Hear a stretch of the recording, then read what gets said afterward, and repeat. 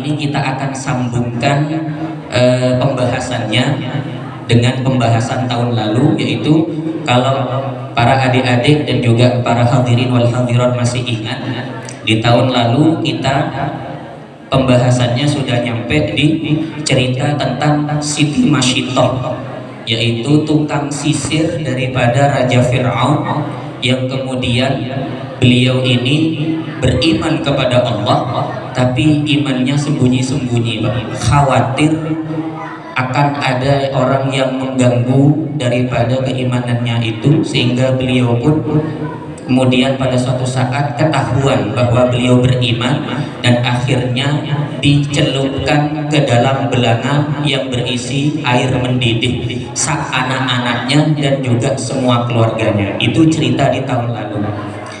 Lah, pada malam ini kita lanjut kepada pembahasan kitab Dardir Mi'raj. Pembahasan selanjutnya yaitu tentang perjalanan Rasulullah ketika sudah ada di malam Isra Mi'raj. Beliau bertemu dengan visualisasi kejadian-kejadian atau gambaran-gambaran yang Allah tunjukkan di malam itu sebagai ibrah kepada diri kita semua, khususnya kepada kita umat Nabi Muhammad Sallallahu Alaihi Wasallam. Dan untuk malam ini mungkin tidak terlalu panjang lebar, kita ringkas saja. Semoga di tahun depan kitab ini pembahasannya masih bisa berlanjut dan juga bersambung. Amin ya rabbal alamin. Bismillahirrahmanirrahim. Summa ata ala qaumin turdahu ru'usuhum kullama rudihat adat kama kanat wa la yafturu anhum min dhalika syai'un. Faqala ya Jibril man haula? Qala haula alladhina tatathaqalu ru'usuhum 'anis sholatil maktubah. Jadi cerita pertama, Rasulullah, Pak dan juga ibu-ibu, adik-adik sekalian, santriwan-santriwati, itu dipertemukan dengan sebuah gambaran. Ada satu kaum yang mana kepalanya itu dicincang.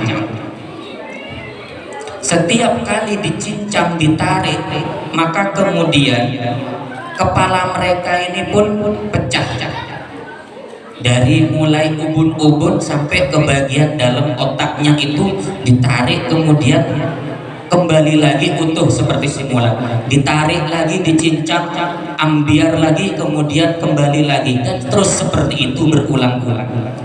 Maka kemudian Rasulullah nanya kepada malaikat Jibril, wahai malaikat Jibril, itu tuh siapa wahai malaikat? Gambaran siapa sih orang-orang yang kepalanya dicincang seperti itu dengan sedemikian sangat menyeramkan dan juga mengerikan? Maka malaikat Jibril pun menjawab, haula alladzina tatathaqal ru'usuhum 'anis sholatil maktubah. Mereka ini ya Muhammad adalah orang-orang yang ketika di dunia mereka, kepala mereka tatasaqol, merasa berat untuk melaksanakan sholat maktubah, yaitu sholat yang diwajibkan, Pak. Sholat 5 waktu, zuhur, asar, maghrib, isya, dan subuh. Jadi adik-adik sekalian, mari bersama-sama, mumpung kita masih di dunia, Pak, dan juga ibu-ibu, jangan sekali-kali kita ini meremehkan, bahkan tidak sholat gitu, Pak. Karena kenapa? Sholat ini adalah ibadah yang paling pokok dan paling utama. Bahkan suatu saat nanti di hari kiamat, awwalu ma yuhasabu bihil abdu yaumal qiyamah as-sholat. Pertama kali amal yang akan dihisab di hari kiamat adalah sholat. Wa idza soluha sa'iru amalih. Kalau sholatnya baik, maka amal-amal ibadah yang lain akan ikut dianggap baik sama Allah. Wa idza fasada sa'iru amalih. Dan ketika sholatnya rusak, tidak karuan, syarat rukunnya tidak terpenuhi, bahkan pengerjaannya pun sampai-sampai kita seakan-akan meringankan, maka amal-amal yang lain pun oleh Allah dianggap tidak bernilai di hadapan Allah, Pak. Na'udzubillahi min dzalik. Makanya sekarang ini, Pak, kita ini ada di sebuah zaman yang mana zaman kita ini semua serba dimudahkan. Zaman dulu, Bu, ya, kalau ingin tahu arah kiblat itu beliau-beliau itu masih harus muter-muter dulu cari matahari terbitnya dari mana ya. Kalau ketutupan mendung masih ijtihad lagi yang lain. Kalau sekarang mau cari arah kiblat tinggal buka smartphone Android, maka sampean pun akan ditunjukkan kepada arah kiblat yang paling benar. Mau tahu waktu sholat juga pakai matahari Pak, menancapkan kayu, kemudian yang dipakai sebagai pedoman adalah bayang-bayang. Kalau sudah bayang-bayangnya agak condong kemana, maka waktu sholat itu yang akan dilaksanakan. Sekarang tinggal punya HP Android, maka jamnya pun kalau sudah waktunya sholat bisa adzan sendiri. Ini sebuah kemudahan sangat luar biasa. Sampai-sampai HP-nya yang adzan, orangnya masih belum bangun kadang-kadang. Jadi ya, pernah subuh salatu khairum minan naum. Ya, jadi ojo ya. Kalau di Sidogiri itu ada untuk kegiatan alumninya itu salah satunya adalah KSB, kegiatan subuhan berjamaah. Karena kenapa kok sampai ada KSB? Karena emang subuh paling berat. Karena paling enak-enaknya tidur, paling enak-enaknya kita ini narik selimut kalau waktu subuh. Nah, bahkan subuh ini kenapa kok rokaatnya kok berjumlah 2 rokaat? Saya pernah membaca dalam suatu kitab namanya Sulam Munajat karangan daripada ulama Jawa, bahwa rahasia rokaat sholat jumlahnya maksudnya itu ternyata ada kaitannya dengan cerita daripada nabi-nabi terdahulu. Kenapa kok subuh jumlahnya 2 rokaat? Karena subuh itu adalah sholatu Adam, sholatnya Nabi Adam. Maksudnya gimana? Ketika Nabi Adam diturunkan dari surga oleh Allah, maka yang beliau temui pertama kali di alam dunia adalah kegelapan, karena turunnya waktu malam. Ketika menjelang pagi, matahari mau terbit, alhamdulillah beliau bersyukur Pak, nemu alam dunia yang awalnya ketika beliau pertama kali turun kok gelap, ternyata sudah mulai terang. Maka beliau pun langsung sholat 2 rakaat dalam rangka mensyukuri 2 hal. Yang pertama, alhamdulillah bersyukur karena sudah selamat dari kegelapan. Yang kedua, bersyukur karena sudah menemui alam yang terang. Maka kemudian beliau pun sholat dengan 2 rakaat yang kemudian kita mengenalnya sekarang ini dengan nama sholat subuh. Sholat zuhur berapa rakaat? 4. Sholatnya siapa zuhur? Sholatu Ibrahim, kata beliau. Katakan referensi di kitab Sulam Munajat karangannya Mbah Nawawi Al-Jawi. Kenapa kok sholatu Ibrahim? Karena waktu itu Nabi Ibrahim mau menjembelih Ismail itu sudah mepet-mepet waktu zuhur. Ternyata gak jadi kan ya? Karena cuma ujian, bukan perintah beneran.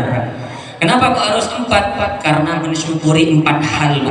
Yang pertama, mensyukuri karena sudah Nabi Ismail tidak jadi disembelih.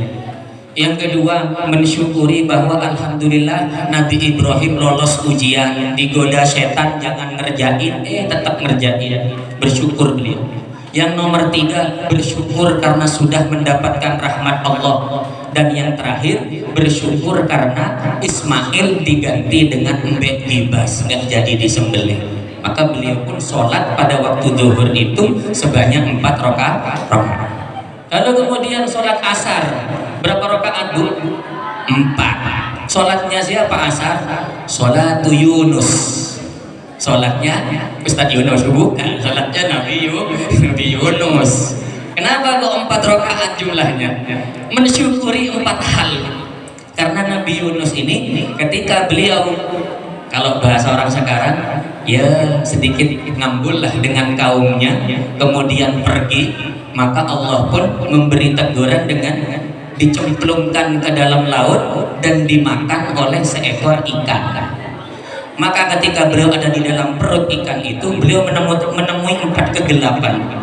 Yang pertama, kegelapan kegalauan karena sudah tidak diikuti sama kaumnya. Yang nomor 2, kegelapannya air. Nomor 3, kegelapan malam. Dan yang nomor 4 adalah kegelapan dalam perut ikan.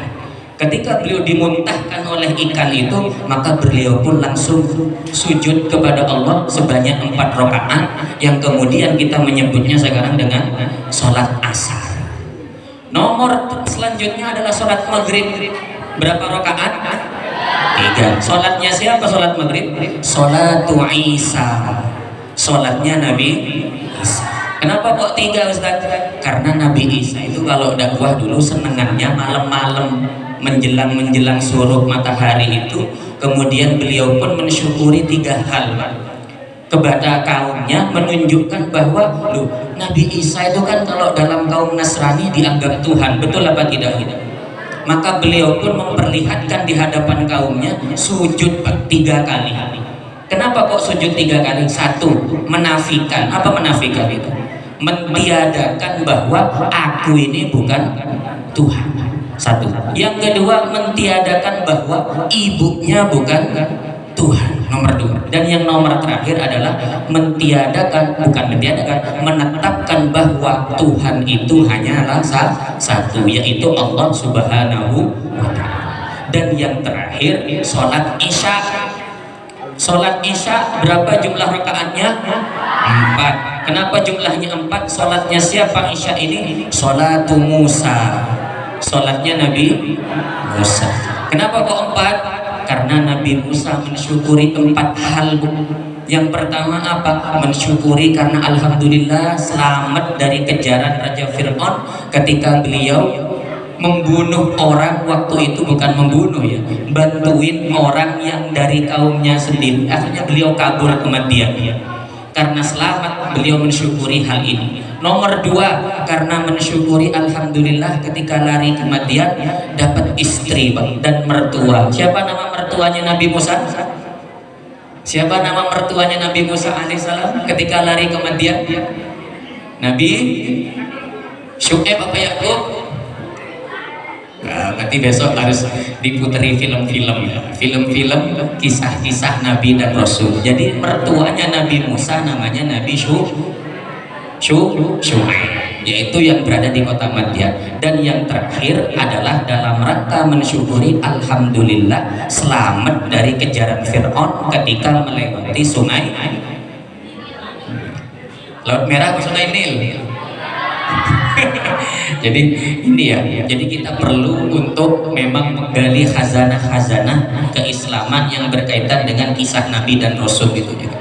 Jadi ini ya, jadi barang siapa yang di dunia sholatnya males-malesan, maka nanti katanya malaikat Jibril diberikan gambar visualisasi rambutnya, kepalanya dicincang di neraka sampai terkelupas, balik lagi, dicincang lagi, balik lagi, dan terus seperti itu sampai dirasa dan dikira bahwa dosa-dosanya sudah habis. Na'udzubillahi min dzalik.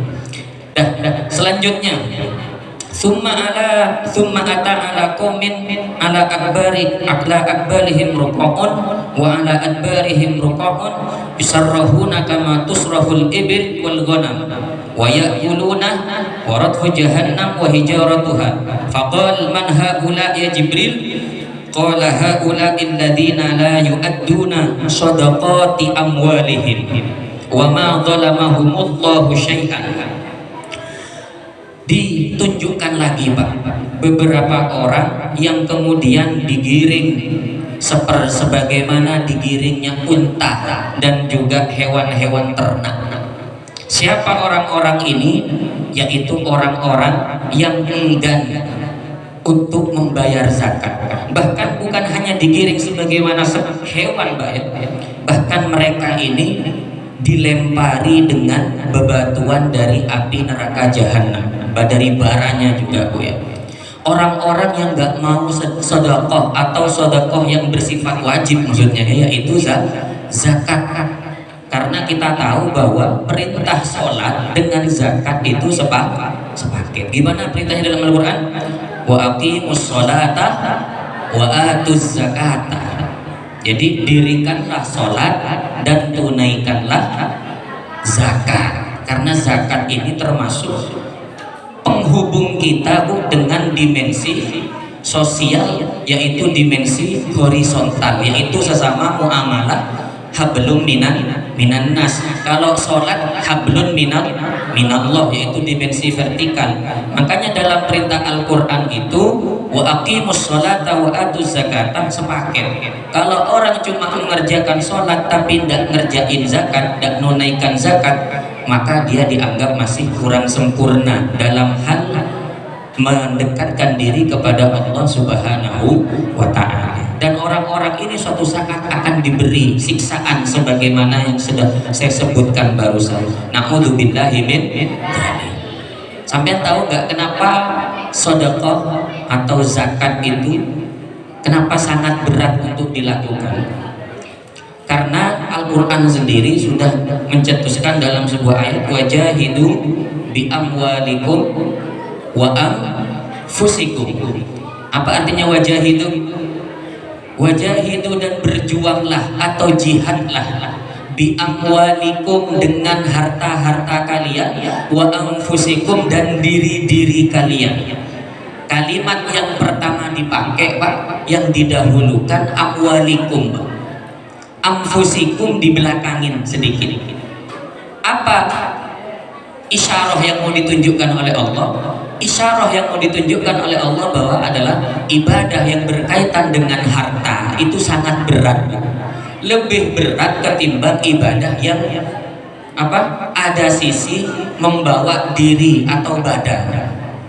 Paling gampangnya, kalau ada orang ngayah dalam kehidupan kita sehari-hari, misalnya ada orang ngayah atau orang kerja bakti misalnya, bangun apalah seperti itu, biasanya kita dikasih pilihan, monggo bapak-bapak, ibu-ibu, wali santri yang mau untuk menyumbangkan, pilihannya 3 biasanya.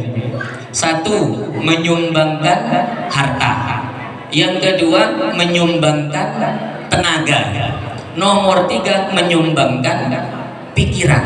Ada 3 pilihannya kan ya. Maka biasanya kalau orang ini malas untuk capek-capekan, saya malas untuk kerja, nggak mau langsung ke lapangan, mau ngayah sendiri, berat rasanya. Bahkan mau nyumbang pikiran, nggak punya ide-ide, nggak punya gagasan. Ya wis, yang penting saya sudah nyumbang betis. Jadi yang didahulukan adalah biasanya uangnya, kan gitu Bu ya. Tapi biasanya bagi orang yang nggak punya uang, apa yang mereka andalkan pertama kali? Saya mau nyumbang kerja, saya mau nyumbang angkat-angkat, apapun yang dibutuhkan saya langsung terjun gitu. Tapi biasanya nyumbang hartanya di belakangin. Kenapa? Karena yang berkaitan dengan sumbangan harta itu memang sangat berat, sehingga oleh Al-Quran dikasih isyarat wajahidu bi amwalikum, maka berjuanglah kalian dengan harta-harta kalian, lebih didahulukan. Pertanda bahwa perjuangan lewat harta benda itu memang lebih berat ketimbang perjuangan dengan diri sendiri, langsung terjun gitu maksudnya. Dah, lanjut. Summa ata ala qaumin baina aydihim lahmun nadijun fi qudurin wa lahmun akharu nayyun khabithun faja'alu ya'kuluna minan nayyi al khabith wa yada'una an nadijat tayyib. Lalu Rasulullah dikasih kemudian jalan lagi, kemudian dipertemukan dengan sebuah visualisasi, ada sekelompok kaum yang mana di depan mereka ada 2 daging, Bang. Yang pertama daging yang segar, bahkan masak, sangat enak kelihatannya, fresh masih. Ada satunya daging yang mentah, bahkan terkesan jijik. Tapi ternyata mereka lebih memilih ya'kuluna minan nayyi al-khabis. Mereka lebih memilih memakan daging yang mentah, bahkan terkesan jijik. Wa yada'una, dan mereka meninggalkan daging yang matang, bahkan yang terkesan fresh. Lalu kemudian Jibril nanya, mana? Faqal ma hadza ya Jibril? Qala hadzal rajulu min ummatika takunu indahu al-mar'atu al-halal at-thayyibah fayati imra'atan khabithah fayabitu indaha hatta yusbiha. Ini sudah terjadi di zaman sekarang. Ada sedikit berita yang viral ya di dekat-dekat ini. Siapa, kata Rasulullah, ya Jibril, orang yang divisualisasi akan diazab seperti ini, disuguhi 2 daging tapi ternyata malah memilih daging yang mentah, yaitu orang yang mempunyai istri, Pak. Sudah mempunyai istri yang halal, bahkan mungkin thayyibah, perilakunya baik, tapi ternyata dia lebih memilih fayati imro'atan khabithah. Dia lebih senang mendekati perempuan yang kurang baik. Intinya ada orang laki-laki sudah punya istri yang sah, tapi ternyata masih jelalatan untuk nyari perempuan lain yang tidak halal. Apa istilahnya, Bu, kalau laki-laki nyari lagi? Bahkan naudzubillah, kalau istri perempuan yang dicari itu sudah punya laki, aduh naudzubillah. Istilahnya kalau untuk laki-laki pebinor, bener ya? Perebut bini orang. Kalau laki-laki, ya kalau laki-laki punya apa? Kalau laki-laki tadi kan pebinor. Kalau perempuan sudah punya suami atau belum punya suami, ternyata masih melirik suaminya orang lain, maka perempuan ini namanya apa? Ya. Jadi jangan sampai ya para santriwan, santriwati ini sangat pantangan keras bagi kita untuk mengganggu pasangan orang lain, itu ya. Suatu saat visualisasinya seperti ini, Bu, bagaikan orang yang disuguhi daging yang segar dan juga daging busuk, tapi ternyata dia lebih memakan daging yang busuk dan lebih meninggalkan daging yang sudah halal. Ya, yang sekarang lagi viral, apa namanya, Nisa Sabiah. Tapi ya jangan dijustifikasi ya, orangnya belum klarifikasi ya. Jadi ya mungkinlah untuk sementara rumor yang beredar seperti itu, tapi ya sebagai gambaran saja pada diri kita bahwa ya kalau kita punya suami atau istri, seyogianya bagi kita menjaga istri dan suami kita itu dengan sebaik-baiknya. Tapi saya juga apa namanya ya, jangan sampai istilah pelakor itu menjadikan kita benci dengan poligami. Jadi sebenarnya, Bu, ada sebenarnya misi terselubung juga. Kenapa kok dipopulerkan kata pelakor, perebut laki orang, dengan artian apa? Si laki-laki ini nyari perempuan lain, kan gitu. Boleh nggak sebenarnya laki-laki yang punya istri itu menikah lagi, Bu? Boleh apa tidak? Oh enggak, weh, berat antara boleh sama enggak ya. Lalu kemudian di zaman sekarang dibuatlah pesan bahwa laki-laki yang mencari bini lagi itu yang dicap yang perempuan, Bu. Dicap dengan nama pelakor. Bahkan kalau kita lihat di sebagian fenomena kiai-kiai di daerah Jawa, itu pasti sangat beda, Bu, perlakuannya, bahkan apa namanya, statementnya, persepsinya orang. Misalnya ada seorang kiai punya istri sudah, kemudian dia melirik santrinya, akhirnya menikah lagi dengan santrinya, maka gimana statement orang biasanya? Kalau yang melakukan itu kiai, alhamdulillah. Kalau di daerah Madura ya biasanya, alhamdulillah tanana kesokane kiai, tan anak kesokane kiai. Maksudnya apa? Anak saya ternyata disenangi sama kiai, alhamdulillah, barokah. Kalau yang melakukan seorang yang punya status sosial tinggi. Tapi coba yang kalau melakukan itu orang biasa, gimana capnya, Bu? Latar lareng meleng loh. Memang laki-laki jalan itu gonta-ganti pasang. Ya ini dah. Jadi inilah sebenarnya yang harus kita wanti-wanti bersama. Semoga dari kisah-kisah para orang-orang terdekat kita ini menjadi ibrah dan juga pelajaran berharga bagi diri kita. Amin ya rabbal alamin. Dan yang terakhir jam berapa ya? Saya target sampai jam 10 saja. Kurang 10 menit lagi. Dan insya Allah kalau tidak nutup mungkin dilanjutkan tahun depan oleh Ustadz Saliman atau Siapa nanti ya? Summa ata ala khashabatin ala tariq la yathmiru biha thawbun wala syai'un illa kharaqathu faqala ma hadha ya Jibril qala hadha mithlu aqwamin min ummatik yaquduna ala tariqi fayaqta'unahu wa tala wa la taq'udu bi kulli siratin tu'iduna wa tasudduna an sabilillah. Lalu Rasulullah diberikan gambaran visualisasi, dipertemukan dengan khosyabah, itu kayu yang melintang di tengah jalan, yang mana kayu ini ketika dilewati oleh orang-orang maka kayu ini pun akan merobek-robek baju mereka. Faqal ma hadza Jibril, siapa itu wahai Jibril? Perumpamaan apa ini wahai Jibril? Maka malaikat Jibril menjawab, ini adalah perumpamaan para kaum dari umatmu wahai Muhammad yang sering duduk-duduk di pinggir jalan. Setelah duduk-duduk di pinggir jalan, mereka ini berusaha untuk fayaqta'unahu, musilin orang yang lewat di jalan itu. Apa kalau istilah sekarang? Biasanya yang sering bikin konten seperti ini para prankster atau YouTuber ya. Jadi dia ini sering ada di pinggir-pinggir jalan, kemudian usil jahil kepada orang-orang yang lewat di sekitarnya. Bahkan bukan hanya YouTuber atau prankster, dalam dunia nyata yang fakta misalnya adalah orang-orang yang ketika ada orang lewat di jalan itu dia sering mengganggu, Pak. Dengan cara apa mengganggunya? Ya menyakiti atau malah ngelempari atau malah membuat sesuatu yang tidak enak di jalan itu, sehingga orang-orang terganggu dengan keberadaan dia. Apa kalau bisa dibahasakan?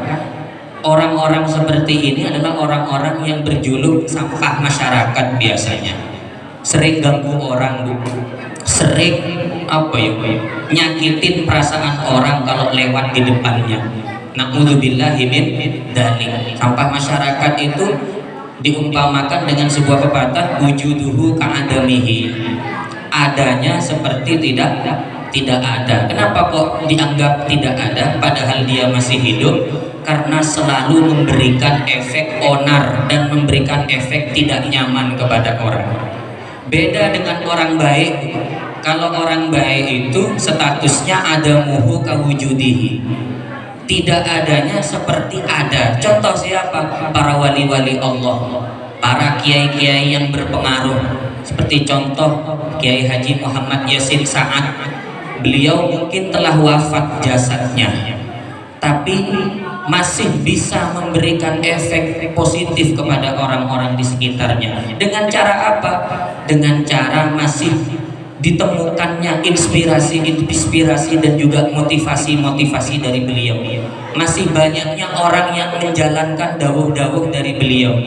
Seperti juga para wali-wali yang sudah kita kenal di Jembrana ini, yang mungkin sering dikunjungi oleh orang-orang Jawa, kayak seperti Habib Ali Bafaki. Beliau sudah tidak ada, tapi orang-orang jauh masih sering untuk mengunjungi beliau, sowan kepada beliau.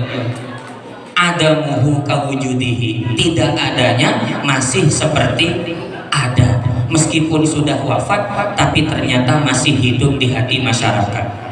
Kayak Sunan Ampel malah di tempatnya sudah jadi tempat wisata religi, di tempatnya sudah rame, banyak orang jualan di sana, sehingga ada istilah, ada orang yang sudah mati masih bisa memberikan kehidupan bagi orang hidup, masih bisa ngidupin orang hidup. Lah kita masih hidup tapi kadang kita tidak bisa memberikan kehidupan bagi orang lain. Lah mari kita contoh jejak para salafus soleh kita, para pendahulu-pendahulu kita yang baik. Semoga dengan kita mengikuti jejak beliau, kita akan dijadikan orang yang ketika kita lahirkan, kalau kita lahir kita nangis, orang sekitar tertawa. Nanti ketika kita wafat, mari kita balik posisinya. Gimana cara membaliknya? Kita tertawa, tersenyum bahagia, sementara orang di sekitar kita menangis karena merasa kehilangan diri kita. Jangan sampai dibalik, ketika kita lahir kita tertawa, orang lain menangis. Ada bayi baru lahir tapi langsung ketawa hehehe. Ibunya seneng apa enggak? Enggak seneng. Bayinya punya kelainan berarti.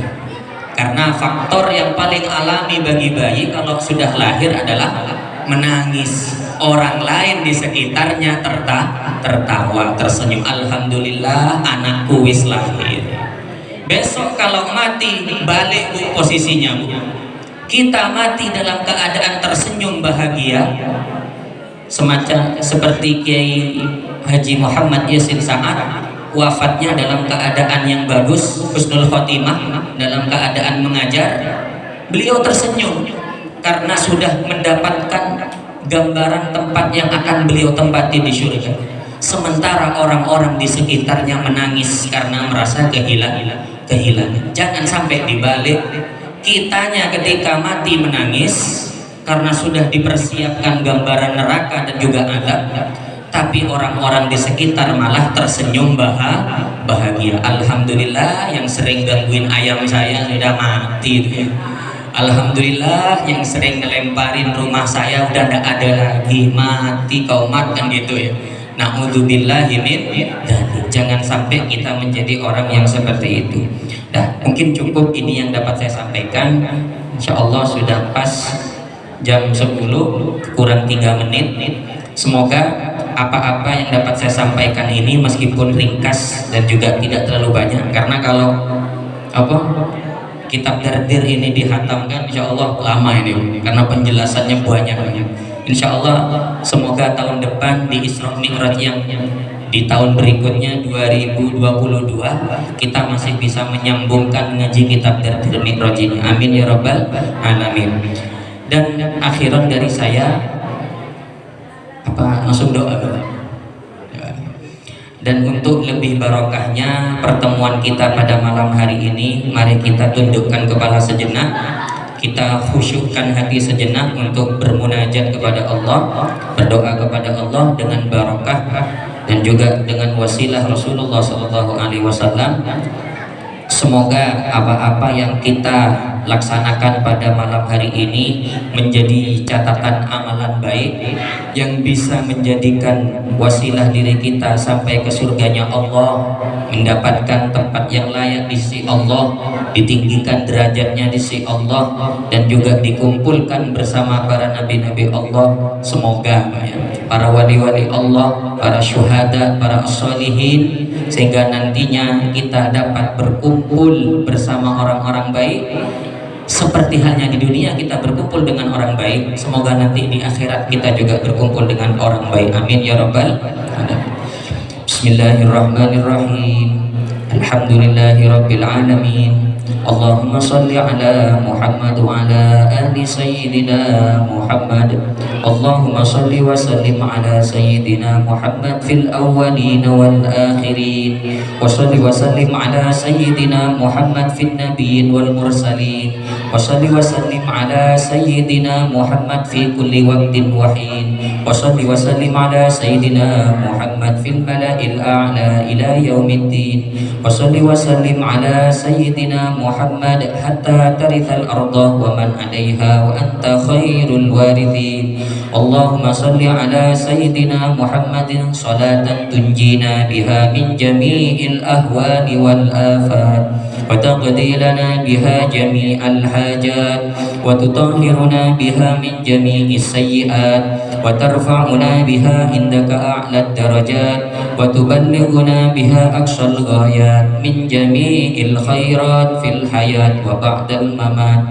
Allahumma salli ala sayyidina Muhammadin al-fatih lima ughliq wal khatim lima sabaq nasiril haqqi bil haqq wal hadi ila siratikal mustaqim wa ala alihi wa sahbihi haqqa qadrihi wa miqdarihi al-azim. Allahumma salli ala sayyidina Muhammadin tibbil qulub wa dawaiha wa afiyatil abdan wa shifaiha ونور الأبصار وضيائها وقوت الأرواح وغذائها وعلى آله وصحبه وسلم. اللهم إنا نسألك من خير ما سألك منه سيدنا ونبينا محمد عبدك ورسولك، ونعوذ بك من شر ما استعاذك منه سيدنا ونبينا محمد عبدك ورسولك. اللهم جملنا بالعافية والسلامة وحققنا بالتقوى والاستقامة وأعذنا من موجدات الندامة إنك سميع الدعاء. اللهم يا ميسر كل عسير يسر علينا كل عسير يسر علينا كل عسير يسر علينا كل عسير، فتيسير العسير عليك يسير يا من لا يحتاج إلى البيان والتفسير. حاجاتنا إليك كثير حاجاتنا إليك كثير حاجاتنا إليك كثير وأنت عالم بها وخبير. اللهم بارك لنا في رجب وشعبان وبلغنا رمضان. اللهم بارك لنا في رجب وشعبان وبلغنا رمضان. اللهم بارك لنا في رجب وشعبان وبلغنا رمضان. اللهم اجعل آخر كلامنا عند انتهاء آجالنا قول لا إله إلا الله محمد رسول الله صلى الله عليه وسلم. ربنا آتنا في الدنيا حسنة وفي الآخرة حسنة وقنا عذاب النار. سبحان ربك رب العزة عما يصفون، سلام على المرسلين والحمد لله رب العالمين. تقبل يا الله بأسرار الفاتحة. بالله من الشيطان الرجيم. بسم الله الرحمن الرحيم. الحمد لله رب العالمين. صراط الذين أنعمت عليهم ولا الضالين. آمين آمين آمين. دعواهم فيها سبحانك اللهم وتحياتهم فيها سلام وآخر دعواهم أن الحمد لله رب العالمين. Akhiran minni wal afu minkum, kurang lebihnya mohon maaf. Allahul muwaffiq ila aqwamit thoriq. Wassalamualaikum warahmatullahi taala wabarakatuh.